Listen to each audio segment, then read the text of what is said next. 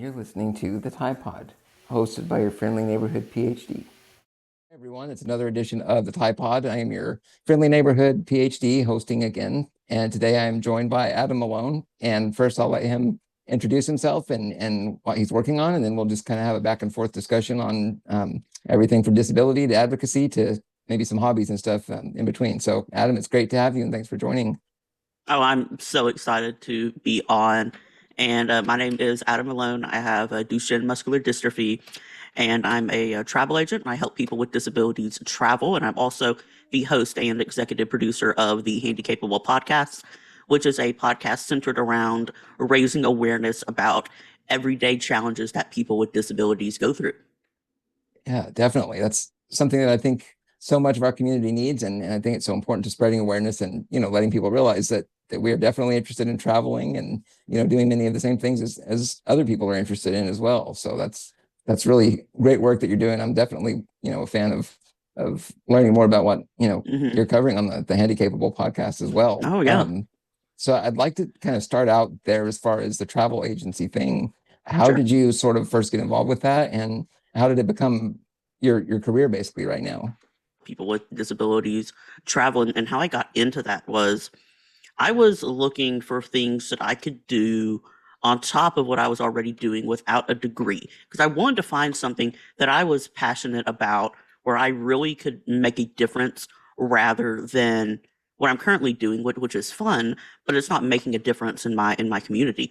Mhm. So I was looking around and I was like, how can I do something that would be beneficial to my community? And so I had a family friend of mine who was a travel agent. So I got in touch with him and I was like, hey, I'm looking to be in the travel business, but I want to help people with disabilities travel. And he said, well, Mhm. the agency I'm with does not specialize in that, but I do know of one that does. And that led me to the company Adventures by Jamie. It's owned by Jamie Santillo, and she's a lives with muscular dystrophy. Mhm. And so she started the agency to help people with disabilities travel. And so I got involved with her and her agency and never looked back. It's been a great, great experience. And I want that as well as the podcast to be my career eventually. Right, right. And was your interest in travel itself something that was informed like part of your life originally, or was it something you Oh, experienced challenges with, with MD? oh, definitely. So traveling is one of my all-time favorite things. I love doing it so much. It's like whenever I'm about to go on a trip, I'm like, Mhm. OMG, like this is very exciting. You're ready to So go. Yeah. oh yeah, but but we do face issues with accessibility, and you really have to Mhm. hunt to find those accessible hotels. And then you have issues with, can you get in the shower? Is the bed have an opening underneath for a Mhm. Hoyer lift? And I run into all these issues. I'm like, hey, I'm able to solve these. I can solve these issues for other people, and so Right. that's really how it stemmed me wanting to do that line of work. And you have the firsthand experience, obviously, you can share with people that are, first time maybe travelers, or they're experiencing these issues firsthand and don't really know like what to do or how to handle it. So I think that's so important to kind of share these firsthand accounts Hmm. of challenges of travel, with MD. You mentioned a Hoyer lift. Is that something you take with you wherever Oh, you travel? And what is that like? Oh, absolutely. So, as your listeners probably knows that it's a device for people who can't transfer, who can't transfer side to side or can't Mhm. stand up at all. So essentially, it's a lift. It almost looks like what you would use to lift like an engine out of a car. So Mhm. essentially, you put a sling underneath you, which goes up underneath your legs and crosses, and it hooks up to the lift, and then it lifts you up, and then it rolls on wheels and puts you where you want to be. But the issue with hotels nowadays with platform beds is that you can't put a Hoyer lift underneath it. It's just going to Mhm. hit the wall. Right, definitely. That's and I would imagine transporting it as well could be a little bit difficult. Do you have a wheelchair ramp van that you're able to fit that Oh, yes. into? Yeah. Yes. So, well, the good news is about Hoyer lifts is they do make portable ones, but you have to know which ones are portable, because Mhm. some of them are considered portable, but they're But they're not. definitely not. So the one I Yeah. use is called a Mo lift, and it's much lighter, and it's actually portable. It's not too heavy to carry. So that's the one I use. Yeah. Yeah. Well, But that's how it very goes interesting. in is just in the trunk. It'll fit in any trunk pretty much. Yeah. And so you basically have a motorized wheelchair that you put in the van, and then you have the Hoyer lift. Are there other sort of cumbersome things or other specialized things that you always make sure to We pack in? always bring a portable ramp in Mhm. case there's a step to get into somewhere that just So won't like a work. threshold step ramp, basically. Yes. Yeah. Yeah, makes sense. And then as far as like positioning, like I know in my experience, I've, had everything from just random pillows or like wedge shaped pillows, things like that. Do you find any of those things helpful? Well, not those in particular, but I Uh, do have a special way of doing things. So, like I mentioned before about platform beds, it's mhm, very difficult to navigate those. So we found a solution. We use or go to hotels that have suites or just a mhm. hotel that has a sofa bed. Then the Hoyer lift can go underneath it, but sofa beds they're obviously very very uncomfortable. Right. So what we do my family does is we bring a blow up bed and put it on top of the Like an air um mattress, yep, basically. yeah, Yeah. air mattress, and then you put it on top of the sofa bed, and then Mhm. Hoyer lift will roll underneath it, and you won't hurt your back. Sleeping That's on a that good horrible strategy. Yeah. sofa bed, and because it's an air mattress, it's I wouldn't say it's like amazing, but I imagine it helps maybe prevent pressure sores maybe a little bit, and Right. it doesn't hurt your back like hotel beds. Definitely better than just a sofa bed fold out. So Hmm. that makes sense. Yeah. So your system for doing that, did you have, I'm guessing like some really, I don't know, memorable experiences or things that just really sort of forced your hand at finding these solutions? Well, yeah, I mean there were times where we would get to a hotel and realize, Hmm. hey, this isn't going to work with our lift. So we've actually been upgraded times before. We would upgrade to huge suites. We were Hmm. upgraded to the presidential suite in a hotel in Franklin, Tennessee, Oh, a few nice. years ago, and that was really really cool. But what we realized is that we really need to check these hotels and make sure they either have a sofa bed or there's an opening underneath the Right. typical bed. Right. What about air travel? Have you gone out of the country anywhere, or is that something that you're maybe considering later on? I'm considering it. I haven't yet Hmm. done air travel, at least since I've been in a chair. It's just Hmm. it's difficult, right? Right. Everything you have to go through, and then risking your chair getting Right. destroyed.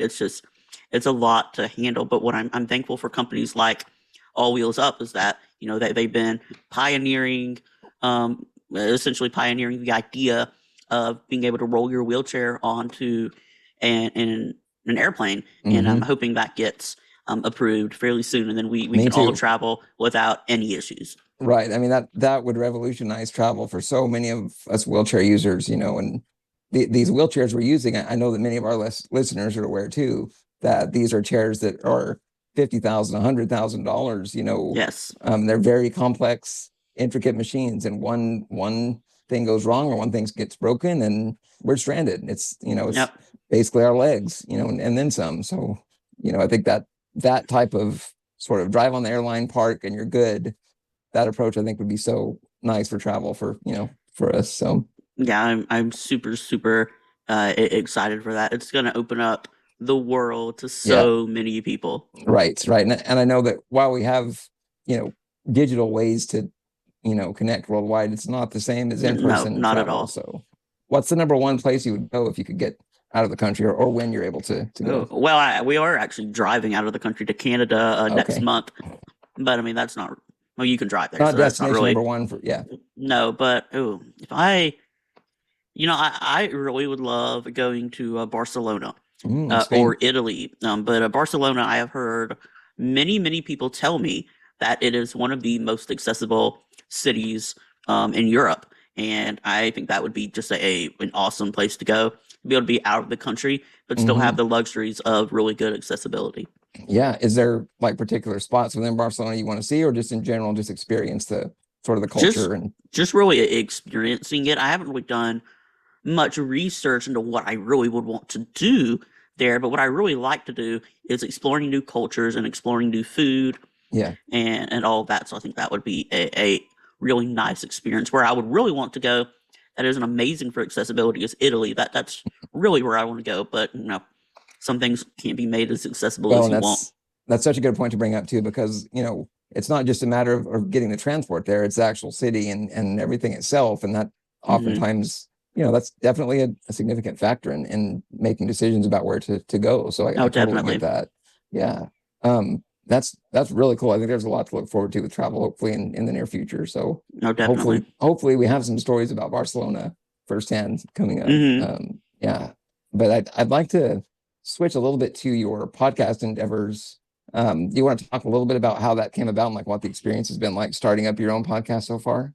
Yeah, sure. So, like I said at the top of the show, is that it is a podcast called the Handicapable Podcast, and our mission is to raise awareness about the disability community and change the world one story at a time.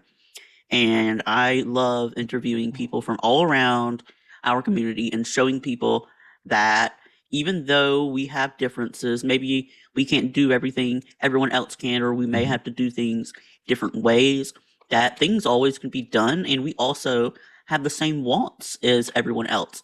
It Mhm. doesn't matter if you're able bodied or not. We all, value the human experience and really want to experience life just like everyone else does. Right, absolutely. And you're focused on kind of the entire disability community, or are you Yes. focused on wheelchair? Okay, so any The disability, entire basically. community, yes. Yeah, yeah. What is what was it like sort of starting out? Like how did you approach guests? How did you set up like, your sort of theme and your style and everything going in? Well, how I set that up first was, well, so I started doing the travel agency stuff, and I Hmm. started being on social media a lot, and I started seeing all of these awesome people on social media, including It's quite yourself. a community, right? Yes, and I was like, hey, let's tap into this and really show people that our community is awesome and that there are issues that we face that people just don't talk about. Hmm. So I'm like, hey, let's start up this show and see what we can do. So I made a logo and stuff, and then actually contacted you to be our first guest, and that really Which was an honor, by the way. I yes, really it enjoyed was a that first great visit. interview. And so after that, I just kind of never looked back. And I'm glad I'm doing it. We're building an awesome team. We have an awesome marketer. I have an awesome other executive producer, my best friend, Kyle Fryer, who Uh-huh. also has muscular dystrophy, and then another producer as well. And we're looking to build that team up and really, see what we can do and reach the masses. Right. That's such a good cause, I feel like. And so many of us, even within the muscular dystrophy community, we may have similar diagnoses, but our stories are all unique and different. And I feel like we Absolutely. bring something to the table that's valuable. So that's such a good, I think that's a really good effort to bring our voices, kind of out to the public around us. So Hmm. that's really something I think is great to start up. So the people that kind of were in your initial network starting it out, were they, you mentioned one of them was your best friend, were they people that you knew growing up, or how did you sort of No, build your so initial? so how I met Kyle was through. So I'm a big part of a organization called Parent Project Muscular Mhm, Dystrophy, okay. and I go to conferences and stuff, and I love networking with people. And Hmm. so his mom was a friend of mine, and so we just kind of connected at one of the conferences and became really really good friends. And then as far as the other people I have, Hmm. our marketer Courtney, she messaged us on Instagram and said, "Hey, I want to help y'all out with marketing." And then our other producer Cody, he's also with PPMD, and so he messaged us and was like, "Hey, I want to get involved." And a guy named Pat Motion who helps run the patient adult advisory committee, suggested him to us and said, "Hey, this guy wants to be a part of your show." And so that's how we got him involved, and we're looking to get a whole lot more people. Yeah, that's awesome that you're just getting these great people to jump in and help out with that. I think. Yeah, they're a great help. Yeah, definitely. So so far with the stories that you've maybe heard or talked about on any of your episodes, is there one thing that like really stands out in your mind right now? That's kind of an example of of what your show brings. I think that the biggest thing that I see and something that I wasn't aware of that this community was so large was the spinal injury community. Mhm. A lot of people that we come across have spinal cord injuries, and I wasn't aware that that was such a large community. I didn't realize that the vast majority of people who are in wheelchairs are spinal cord um, injury victims, and that's Mhm. not a statistic anywhere. I'm sure that's just from what I've personally seen, and I find that interesting. Then I also have found that dating and relationships comes up a lot, Yeah. and because I feel like there is just a misconception about our community that we don't value that. So that comes up a good bit, and we kind of talk through those and how people have managed those experiences. Right, right. I definitely can relate to a lot of those stories and similar things that have gone on for sure. That's, and I think there's much more diversity as wheelchair users at first than even, maybe what I thought when I was growing up being in a Hmm. wheelchair, but you realize how, There's a broad lot. that spectrum really is of people that need the technology and everything. So I think Hmm. that is really something that the social media community, I think, has made possible in recent It years. has. I don't think without the internet, I don't think really any of this could ever be possible. Right, right. No, I think the connections and just the outreach that you can have is so much better these days. Hmm. But as far as you and like you're experiencing like growing up with MD and your diagnosis, do you want to share a little bit about how things kind of started out and what that process was like? Sure. So, I mean, obviously, there's a lot of time Right. involved with Adam 23, and we could talk hours and All hours, day, but I right. can give But in a you general sense, yeah. some of the big points, right? Yeah. So, obviously, growing up here in Mississippi, right, I didn't really come across people with disabilities, at least disabilities that I could see, right? Mhm. So, I was always the different kid, and that was kind of weird because when I was able to walk, right, Mhm. people didn't really understand the severity of the disease, and I would be able to make friends easily. While there would Mhm. be some bullies and stuff, everyone goes through that. But I was really like just a normal kid Yeah. until my disease started progressing, and I would say the most upsetting thing for me is after getting in a wheelchair full time by 14 is that when I never realized I would experience this, people really, really love to look down on you Mm. and pity you and think that you are somehow less than everyone else. And so throughout high school, the friends I had growing up, all went separate ways. And so, throughout high school, when everyone else would be going out doing stuff during, we would have an activity period and Yeah. stuff like that. And I would just always be sitting in my drama teacher's room because I love to act. Acting is one of my Oh, favorite nice. things. I love theater, everything about theater. And so that's usually what I would do. But it's just, it's unfortunate that we have to be viewed as not. Somebody lesser or different. Yeah, Yeah. it's really really mentally taxing at Yeah. times. Yeah. And so what's one of the other things I love talking about on the podcast, or the reason why I love doing it, is to show people that, hey, we're the same, right? Right. But some interesting experiences were, like falling down a lot and Hmm. growing up. I think that was something that people saw as different. And then, when I could walk, I would have to ride the elevator at my school up, Hmm. and with other students and stuff. And I guess that was kind of fun. But I wasn't really a fan of not being considered normal. Which, Right. to be fair, no, I'm not normal in the true sense of the word, but I'm still Right. normal in the sense that I still value everything. Well, I mean, you're still human, right? You still Yeah, of have all course. those aspects, and I think that's lost frequently is the mental health side of a physical disability. I don't think people really consider that often enough. Maybe now it's getting better, but I feel like even in my own mind, like I tried to downplay much of that, growing up with the same with Hmm. Duchenne muscular dystrophy as well. So I think Yeah. that's something that's should be brought to the attention. I think a little bit It more. should be, and I Um, think maybe one of the reasons why it's not is talked about is because it mhm. doesn't affect everyone the same Yeah. way. Some people are like, "Hey, whatever, this doesn't affect me," and then Yeah. go on. But then other people are like, "Man, this is horrible." And I'm kind of in between. Like, Yeah. I don't really like letting things bother me.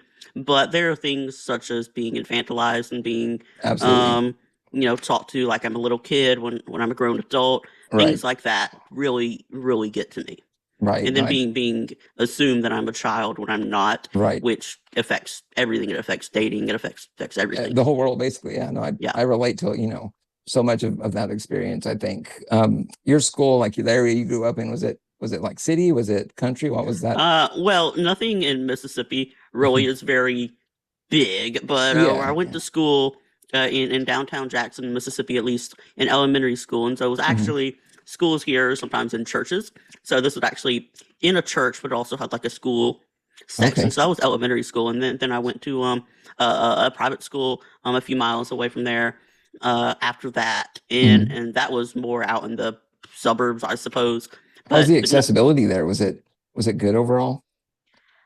in the school that was in the church, I wasn't in a Mhm. wheelchair at that time, so I didn't really need much. All I needed was the Mhm. elevator, and they had one. So I Mhm. didn't really have to really consider that as much. But at this other school, there were some things that weren't built for disabilities. Like at some places there would be a door, and then there would be like a giant threshold that would like Mhm. break your chair if Mhm. you rolled off of it. So you would have to go around different Yeah, places and stuff. But detours. overall, it was very accessible, and I love that the whole theater area was fully accessible. And I love acting so much, so that I loved that that was Is acting a big something that part. you thought about getting into for a career? I did, but it's kind of hard to get into because when I was going to college for the short time that I did was at the beginning of COVID and everything was online, Right. right? And so it's very difficult to learn online, and Right. it's, even after that, it's just hard to get to and from the school because I have parents that work, and it's difficult, right? There's boundaries that So are more limiting than most. Yeah. so I would absolutely love to get into acting and do more acting, and I would love to have a career in that, but at the same time I'm not sure how feasible that Yeah. is because they really like professionally trained people in those type things. Right. Right. Yeah. It makes sense that there would be, requirements and things that they would sort of emphasize that might be more difficult with something like, MD and that whole Hmm. travel situation and accessibility there. Is it Yeah, something you would get into if it was made more available to, 100%, yeah. 100%. And I could What always what get involved with style? Yeah. I could always get involved with like community theater and stuff, but as far as like a Sure. full-time thing, not at the time, not Yeah. currently, but yeah, definitely I would absolutely love to do that.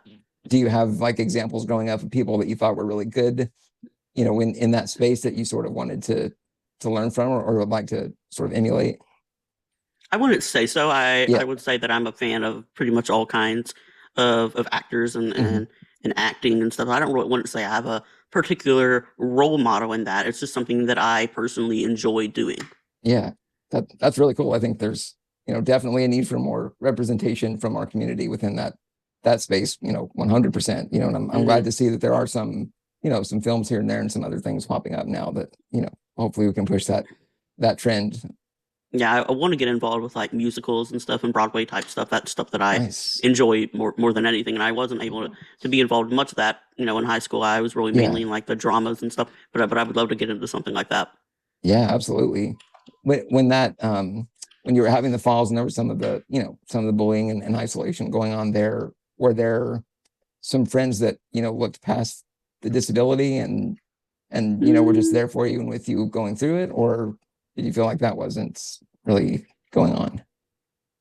I I don't believe so. No. Yeah, It's yeah, unfortunate, but I wish I could say something different and give you a feel good yeah. story, but I don't think that was the case at all. I mean, I Well, had like, friends in elementary school and mhm. stuff, but that was when my disease just wasn't Before the that bad. progression But really. when I did have the falls, like, and I told a story a couple of weeks ago on the show Mhm. with one of our guests, how I was in Boy Scouts and people were running around at a camp out and I fell in the middle of the field while Yeah. everyone's running away and it's cold and it's dark and I'm on the ground and everyone kept going. So Mhm. my dad had to go out and find me in the field because my foot had got caught in like I guess Yeah, like a weed or something. And so I had fallen and I wasn't able to get up. I was stuck. So yeah. Well, it no, happened a lot. I appreciate, the honesty and I know that it's not.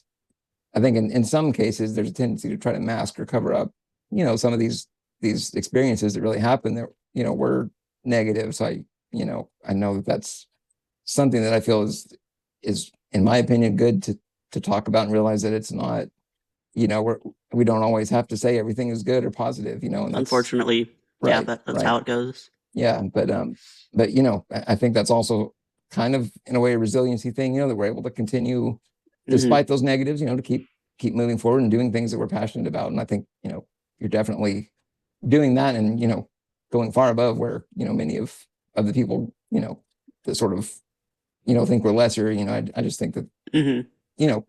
we do a good job as a community moving Oh, of forward. course. So yeah. Definitely. Um, I would like to talk a little bit more about kind of the biggest unmet need maybe that you see within the disability community. Is it like a societal thing? Is it we need more access to, to everything in general with like maybe building infrastructure? What do you think is sort of the number one thing we need? I think that it all starts with society, right? Hmm. And once more awareness is raised and people are able to understand disabilities better, then everything else will come with it, right?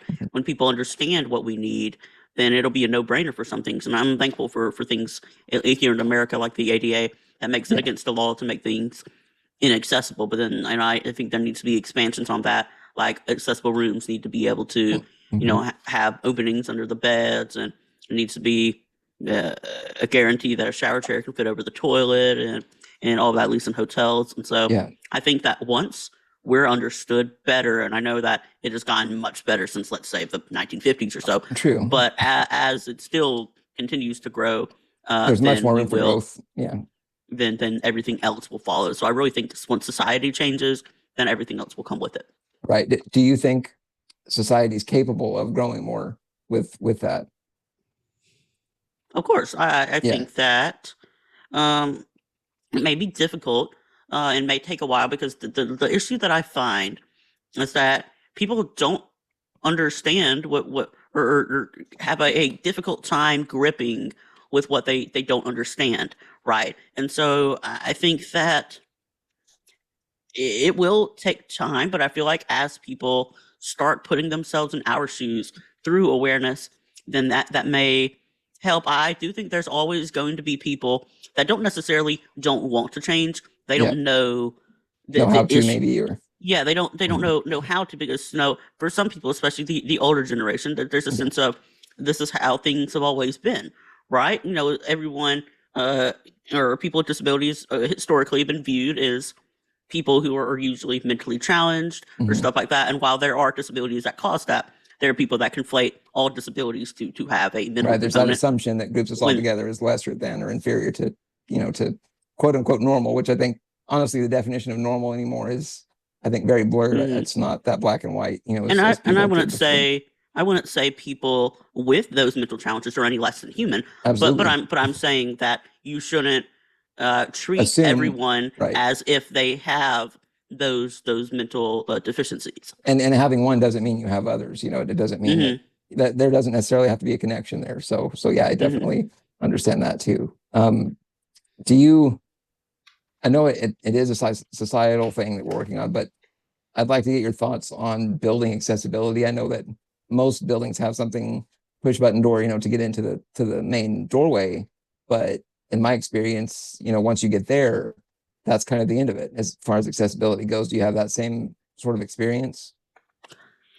Yes, and I would say the main areas I experience those issues are historical buildings. Mm. I find that those are difficult to navigate sometimes, because when a building has historical status, there are exemptions that they have, and while they're required to have a ramp to Mhm. get in, there sometimes they don't even follow that. But there's some things that they can argue that would ruin the historical significance of a building, and I completely understand that. Like I want Yeah. to say, go to Mount Vernon, George Washington's house, and say, hey, add elevators everywhere and add True. ramps everywhere. Like no, you wouldn't do that. But I Right. would say there would be things that you can do to historical buildings to make them more accessible that aren't seen from the outside. Like have one of them long ramps in there somewhere that someone can walk out and pull out. And while that still Yeah. means you have to get assistance, it's better than No nothing. one's offered. Um, Right. and then Right. another issue I have found, and I know this is really picky, but it really affects people, is able-bodied people feeling entitled to the handicap bathroom, the handicap bathroom Mhm. stall. It Yep. People go in there because it's bigger, and then you can't fit in the other ones. Like there was a time at church, because I also work at my church on some Sundays. I help direct the services, and Hmm. so I have a very short window between services to run to the restroom. Hmm. So several Sundays I have gone in there, and their stall is open, but there's always someone in the It's handicap always that one that's stall, taken. Yeah. and because I don't understand, people feel entitled to that, so I don't really want there to be like a fine or anything. I think that's stupid. If you have to go and there's no other option, obviously use Yeah. it. Yeah. But I think that there needs to be a better societal understanding that they aren't just there because they're bigger. They're there because we can There's fit a our reason. wheelchairs in there. They're Yeah. bigger because people need to be transferred. They're Right. bigger for for more reasons than just having space. That makes I so mean, they're much bigger. sense. Yeah, Yeah. I mean, they're bigger for a reason. Right. That reminds me too right away of accessible parking, and they have the ramp, unloading zones. Yep, And people parking it's those. unbelievable how many overlap and go over that line. And Yep. it might seem like the smallest thing to them, but if you have a ramp door that folds out and you can't get by, then what are you supposed to do besides either damage your chair or, park somewhere else? I mean, Yeah, it's it's people don't understand that. a They think, lack of oh, it's empathy and close to the front. awareness. Yeah. Yeah, they say, oh, I love this spot. This is close to the front. Hey, there's a reason why it's close to the front. For Yeah. people who have issues walking, and then people It's not see just those little random. lines, Yeah. and then people see the little lines and don't know what they're for, and sometimes they'll park in it, not Right. realizing that those lines are there for a ramp to come out of a car, and people don't understand that. And hang on. And what's so sad is, especially people even with other disabilities, right? That they don't need the loading zone, but they still don't treat it as a respectable boundary to help people that do need the space with their wheelchair or whatever. So it's hang on, stop real quick. I'm trying to sure. refocus my. I'll recalibrate the camera focus. Yep. Refocus it real quick. So let me move this over. I feel you there. Oh. Come on. Is it too blurry? Is it usable? It's slightly, but it's usable, and we'll also have the audio component too. So not a big deal. It keeps being a pain. There we go. That's okay, better. Awesome. All right, now let's continue. When so what was I saying? All right. Yeah, so we were talking a little bit about the handicap parking, and even for someone who does need accessible close parking, they also park over the line on the ramp unloading. Yeah, it's stupid. And then some people are just horrible drivers. They don't know how to park. That's some of them is, especially here in the South, and you can attest to this. We don't have very good drivers in the South. No, and that's Southwest and Southeast. Yes. Yeah. But that's a constant, annoyance. I feel like and sure, it might seem like a little thing, but when you deal with some of the things we do, little things make such a big difference, I feel like. So yeah, that's understandable. I was wanting to go into just the disability community as a whole. I'd like to get your thoughts kind of on what the biggest strength you feel like is within sort of the broad disability spectrum that we all share. I would say that our biggest strength is being able to come up with solutions to issues that we come across. I think that we're engineers essentially, and I've been told that before, is that us able to adapt and come up with solutions to problems that other people don't have. I think that is our biggest common strength that we have, and the fact that we all like people, I guess, and so we're all like always incredibly friendly to people most of the time. There are obviously people that are not, but I like that we all have compassion because of the situations we go through. Right.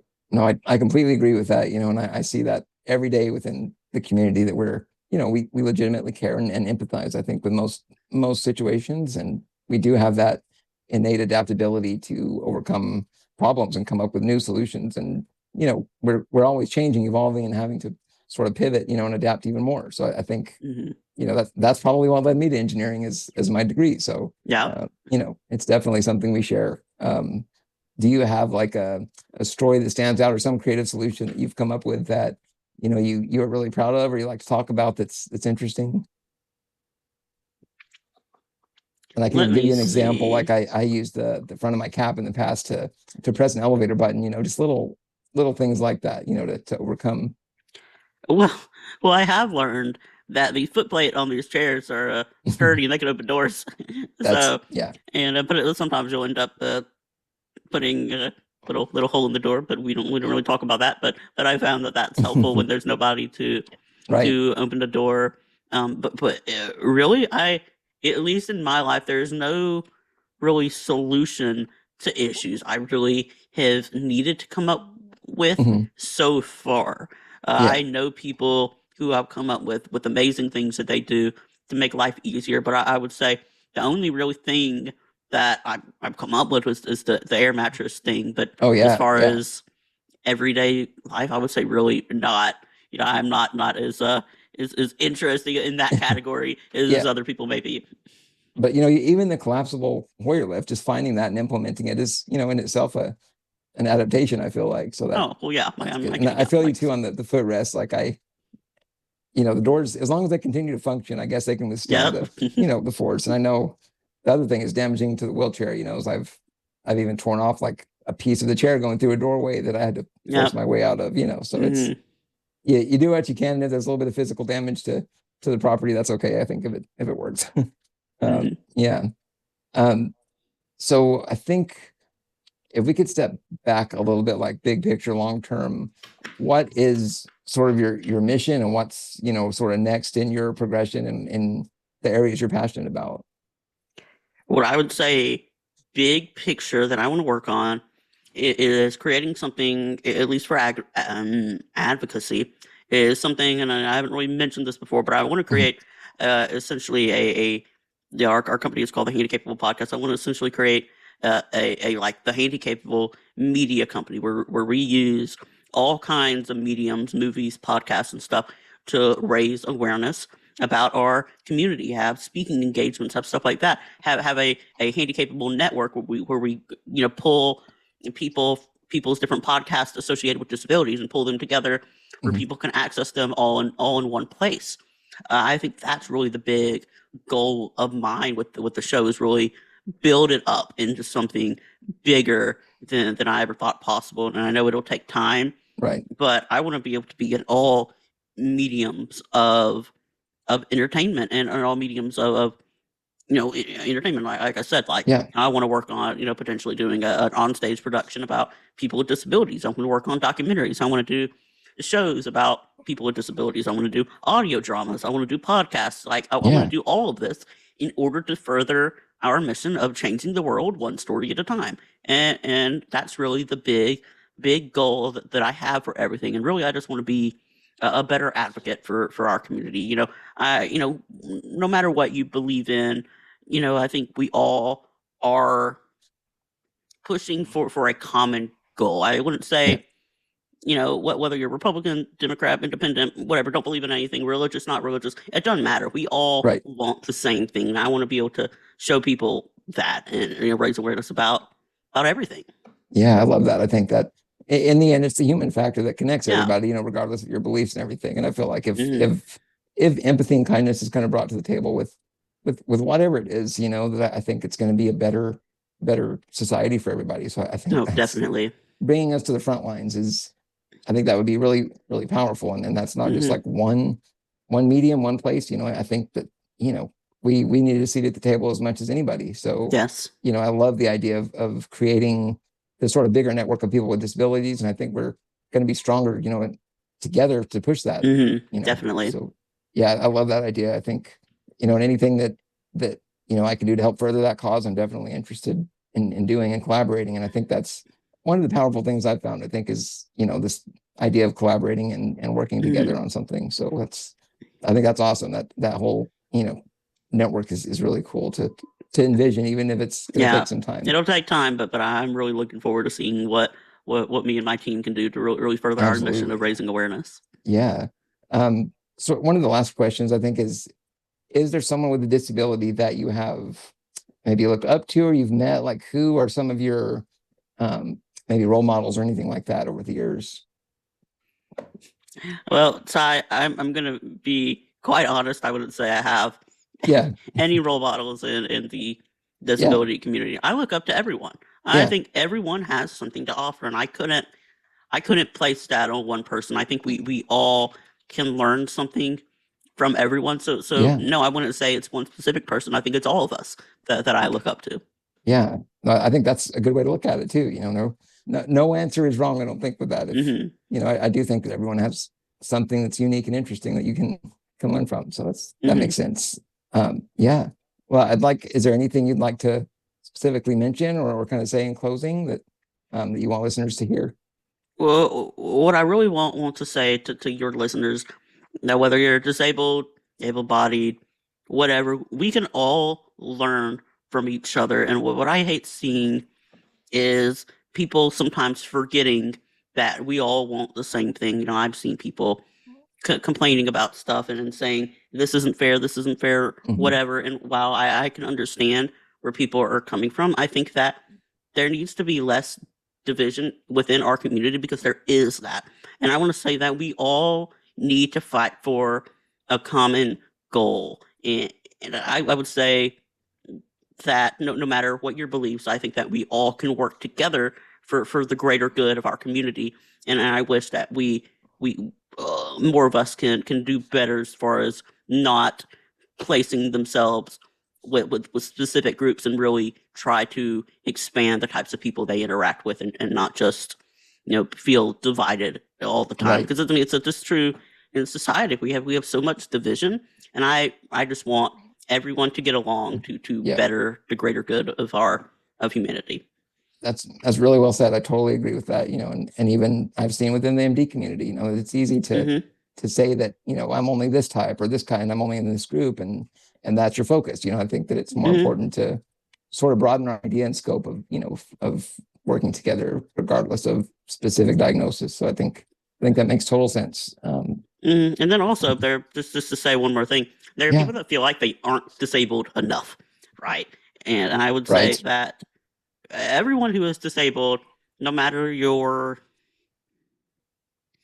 diagnosis, can help, and you are part of the Right. community, no matter what your condition is. Maybe it's not physical. Maybe you're on the autism spectrum. You can raise Yeah. awareness through that. Maybe you have other mental conditions. Maybe you have one eye. Maybe there are other things that, regardless of what type of disability, while people see physical disabilities a lot, even invisible ones still count. Hmm. Yeah, absolutely. I totally agree with that. And I think even if you're not living with one now, I feel like at some point, we're either going to know somebody close to us or we're going to experience our own disability. So I think Hmm. that's in the end, that's a common thread, but just people, I feel like at some point you're going to be dealing with that. And so, you could bring something to the table regardless of extent of disability. So that Definitely. totally agree with you. So looking out for those who might want to learn more or get involved or, just to reach out and find you, like how is the best way to do that?